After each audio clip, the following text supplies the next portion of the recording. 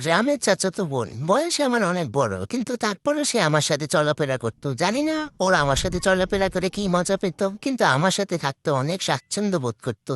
ওর কিন্তু বিয়ে হয়ে গিয়েছিল অনেক দিন আগে। ওর হাজব্যান্ড থাকতো বিদেশে। তারপরে ও আমার সাথেই থাকতো। ও থাকতো বেশিরভাগ ঢাকাতেই। ও ঢাকা থেকে যখন যেত তখন আমার সাথেই ও থাকতে পছন্দ করতো। আমি ছিলাম তার ছোট বোনের মতো, ছোট বয়সী। তারপরেও কেন জানি ও আমার সাথে থাকতেই অনেক পছন্দ করতো। তো ও যখন যখন ওর বিদেশ চলে গেল, ও একদম নিঃসঙ্গ একা হয়ে পড়ল। ও তখন ধীরে ধীরে গ্রামে আসা শুরু করলো। তখন আর অত্যাধিক বেশি বাড়িয়ে দিল নাচ্যটা গ্রামে আসা।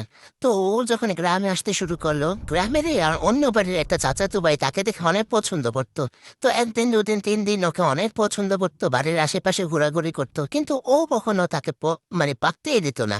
পছন্দ তো দূরের কথাই, ও কখনো তাকে পাত্তেই দিত না। ও ভাবতো যে আমার তো বিয়ে হয়ে গেছে, আমি তো ম্যারিড, আমি কেন অন্য ছেলের সাথে আবার কথা বলবো বা অন্য ছেলে আমার দিকে তাকাবে, সে এটাই সবসময় ভাবতো। তো একদিন ও যখন দেশে আসতো, ঘন ঘন আসতো, আমার সাথে থাকতো, আমাকে নিয়ে ওইখানে সেখানে ওখানে যেত, বেড়াতে যেত, বা কোথাও ঘুরতে হলে আমাকেই সাথে নিয়ে যেত।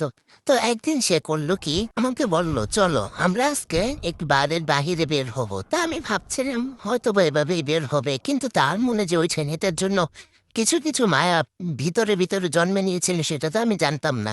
তা আমাকে নিয়ে ও বাড়ির বাহিরে বের হলো, বের হয়ে ওদিকে এদিকে সেদিকে ও তাকাইতে থাকলো। আমি ভাবলাম এভাবেই ও এখানে ওখানে তাকাচ্ছে, কিন্তু না, আমি তার ছটফট যে একটা ভাব, আমি এটা তার ধরতে পেরেছি। আমি বুঝতে পেরেছি তার ওই ছেলেটার সাথে কি সম্পর্ক। আমাকে সে না বললো, আমি কিন্তু তার ছটফট দেখি আমি সব বুঝতে পেরেছি। তো আমাকে একদিন বলল, জানিস আজকে না আমার জানি কেমন লাগতেছে। আমি বলতেছি কেন, তোমার কি হয়েছে, ভাইয়ের সাথে কোনো ঝগড়াঝাটি কিছু হয়েছে? বললো না, আমার না ওই ছেলেটার জন্য মায়া লাগতেছে। তোমার আবার ওই ছেলেটার জন্য মায়া লাগতেছে? বললো যে হ্যাঁ, ওই ছেলেটার জন্য আমার এই কারণে মায়া লাগতেছে, আমি তার প্রেমে পড়ে গেছি। আমি বললাম তুমি কিভাবে ওর প্রেমে পড়ে গেছে? বললো কি জানিস, ও তো আমাকে লাভ লেটার দিয়েছে। তোমাকে লাভ লেটার দিয়েছে? কই, কখন? আমি তো জানলাম না। বললো যে হ্যাঁ, আমাকে ও লাভ লেটার দিয়েছে, আমাকে লাভ লেটার দিয়েছে, এটাও লিখেছে যে সে আমাকে ভালোবাসে। তারপর তুমি কি বললে?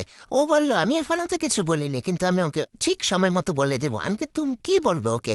বলবে, বললো যে জানিস আমি ওকে লাভ লাভ করে ফেলেছি। তো তুমি লাভ করে ফেলেছো কেন? ভাইয়া আছে তো, তুমি বুঝো না কেন? তুমি তুমি ম্যারিড পার্সন, তুমি কেন লাভ লাভ করবো অন্য ছেলেকে? বললো কি জানিস, আমার না কেমন জানি ওর জন্য বুকের ভিতর শূন্যতা কাজ করে। আমি না ওকে সত্যিই অনেক ভালোবেসে ফেলেছি। আমি ওকে ছাড়া হয়তো বা বাঁচতে পারবো না। আমার তো মাথায় হাত পড়ে গেছে যে ও কি বলতেছে। ও ও ও কি সব ভুলে গেছে যে ওর বিয়ে হয়েছে বা ওর ওর একটা সংসার আছে। বললো যে জানিস আমি না ওই ছেলেটাকে সারাদিন রাত মনে হয় ভাবতেছি। খাইতে বসতে ঘুমাতে গেলে আমি ওকে মনে পড়তেছে। জানিস আমার না ওই ছেলেটা ছাড়া ভাবনাতে কিছুই আসে না। আমি বললাম আল্লাহ, এটা তুমি কি বলতেছ? বলতেছে হ্যাঁ, আমি হয়তোবা হ্যাঁ কোনো একটা কিছু করে ফেলতে পারি। আমি বলছি না দেখো, তুমি কোনো কিছু করার দরকার নেই, ভাইয়া আছে যেখানে, তুমি আর একটা কথাও বলবে না। আমি কিন্তু ভাইয়াকে সব বলে দেবো। বললো কি না, তুই তোর ভাইয়াকে কিছু বলবি না। আমি আমি দেখি কি করতে পারি। ওর ওর ভিতরে ভিতরে যে ওই ছেলেটা চলে কি একটা মায়া, কি একটা ছটপট আমি দেখেছি।